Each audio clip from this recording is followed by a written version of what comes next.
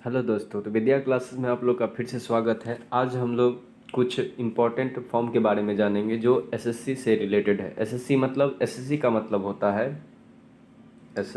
मतलब होता है staff selection commission. Staff selection commission 2022 में आपका जो है बहुत ज़बरदस्त वैकेंसी आने वाला है। किसके रिगार्डिंग? एसएससी एमटीएस के रिगार्डिंग।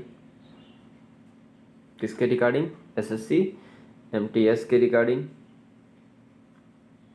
एमटीएस के रिगार्डिंग और आपका CHSL के रिगार्डिंग, कॉमा आपका CGL के रिगार्डिंग। अब आप किन किन बेसिस पर इन सब का एग्ज़ाम दे सकते हैं? अगर आप एमटीएस देना चाहते हैं तो 10th पास होना चाहिए। अगर आप CHL देना चाहते हैं तो 12th पास आउट होना चाहिए। अगर आप CGL देना चाह रहे हैं तो इसके लिए आपको BA या BSc होना ज़रूरी है। मतलब ग्रेजुएशन का होना क्या है, आपके लिए ज़रूरी है। समझे?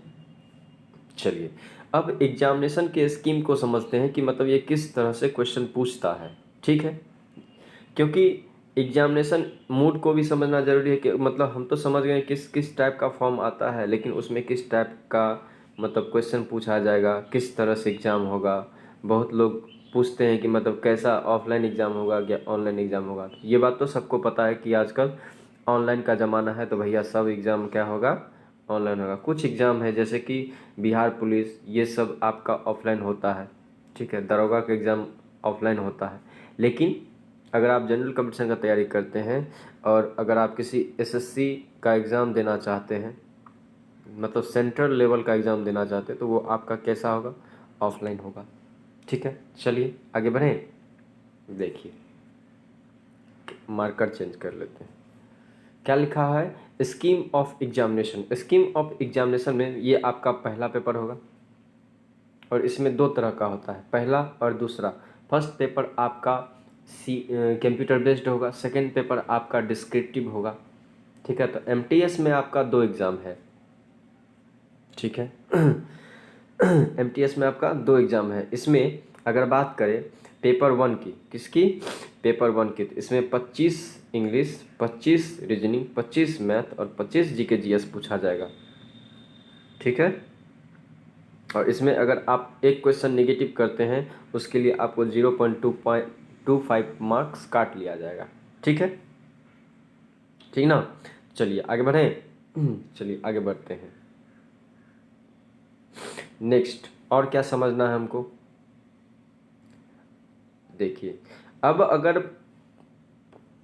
पेपर फर्स्ट आप पास कर लेते हैं, ठीक है, पेपर फर्स्ट के मेरिट में अगर पास कर लेते, जैसे जनरल का बात करें, उसके बाद जनरल का बात करें, आपका ईबी EWS का बात करें, अगर SC ST का बात करें, या आपका OBC का बात करें, इन सब का कट ऑफ आता है। इन सब के कट ऑफ से अगर आप पास आउट हो जाते हैं तो आपको बुलाया जाएगा डिस्क्रिप्टिव के लिए। जो डिस्क्रिप्टिव होगा उसमें आपका शॉर्ट एसे होगा, लेटर इन इंग्लिश होगा। ठीक है, मतलब आपका अकॉर्डिंग टू कॉन्स्टिट्यूशन, अगर आपके 8th शेड्यूल में जो भी लैंग्वेज है उनमें आप किसी भी लैंग्वेज में कंफर्टेबल हो तो आपको 50 मार्क्स का आपसे डिस्क्रिप्टिव लिया जाता है, 30 मिनट दिया जाता है। ठीक है, उसमें आपको 50 मार्क्स का लिखना रहता है, जो लिखिए। ठीक है, तो ये सब आप अपना पढ़ लीजिएगा, मतलब डाउनलोड करके PDF पढ़ लीजिएगा। ठीक है, जो इम्पोर्टेंट बात बताना था वो हम बता दिए। ठीक है, नेक्स्ट आते हैं। अब भाई पढ़ना क्या क्या है कि नहीं? समझ तो गए एग्ज़ाम ये है, इस पे ये आएगा। अब पढ़ना क्या क्या है, उसके लिए सिलेबस है। सिलेबस में आपसे आपको पहले समझते हैं, आपको इंग्लिश पढ़ना है। इंग्लिश में क्या क्या पढ़ना है? आपको वोकेबलरी पढ़ना है, ग्रामर पढ़ना है, सेंटेंस स्ट्रक्चर पढ़ना है, सैनो एंटो, ठीक है, वन वर्ड सब्स्टिट्यूशन पढ़ना है, ठीक है।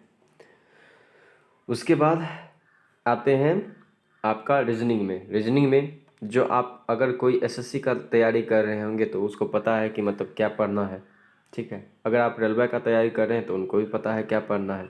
इसमें आपको एक नॉन वर्बल भी चाहिए, series number, arithmetic number series चाहिए, क्लासिफिकेशन पढ़ना है, ठीक है। उसके बाद वर्ड फॉर्मेशन पढ़ना है, मिरर इमेज, वाटर इमेज पढ़ना है, ठीक है। आगे बढ़ते हैं। उसके बाद अगर आपको जैसे मान लीजिए क्या बोलते हैं, मैथ पढ़ना है, तो मैथ में आपको पता है क्या क्या पढ़ना है। देखिए क्या क्या पढ़ना है। This paper will be include question on problem relating to number system, computation of whole numbers, decimal, fraction, ठीक है, rational number, rational between two numbers, fundamental arithmetic operation, percentage ratio, proportion, average, interest, profit and loss, ठीक है, discount. आपको फिर table and graph पढ़ना होगा, mensuration पढ़ना होगा, टाइम एंड डिस्टेंस पढ़ना होगा, ठीक है। उसके बाद रेशियो एंड टाइम पढ़ना होगा, टाइम एंड डिस्टेंस पढ़ना होगा, वर्क एंड वेजेज पढ़ना होगा, ये सब आपको पढ़ना होगा। उसी तरह से आते हैं हम लोग जनरल कंपटीशन में। आपको जीएस पढ़ना है, मतलब जनरल साइंस पढ़ना है, जीके पढ़ना है, जनरल नॉलेज पढ़ना है, जीए पढ़ना मतलब जनरल अवेयरनेस पढ़ना है, ठीक है। ये हो गया, ये सब पढ़ना है।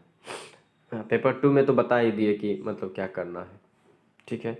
इसमें भी समझ लीजिए शेड्यूल 8 में जो भी लैंग्वेज है उसमें आपको किसी पर मतलब ऐसे से याद कर लेना है जो क्वेश्चन पूछा जाता है, ठीक है।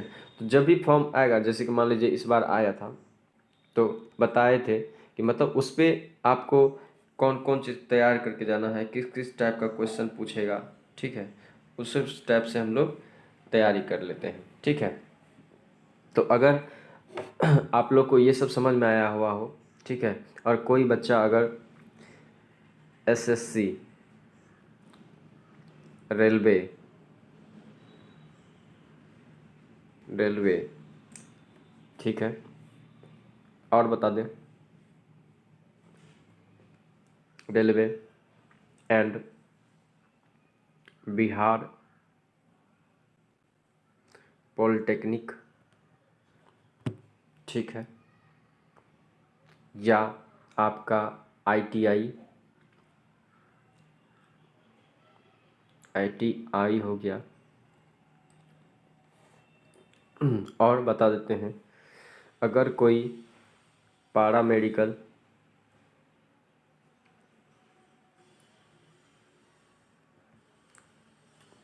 इन सब का तैयारी करना चाहता है तो आप कांटेक्ट कर सकते हैं, ठीक है। इसके लिए आप इस नंबर पर फ़ोन करके डायरेक्ट कांटेक्ट कर सकते हैं, 7488137655। जो भी डाउट हो आप आ करके या फ़ोन करके पूछ सकते हैं। फ़ोन करके तो उतना नहीं बता पाएंगे, लेकिन आप आ करके पूछ सकते हैं, पता कर सकते हैं, ठीक है। तो ये जितनी जानकारी थी हमने आपको दिया, ठीक है।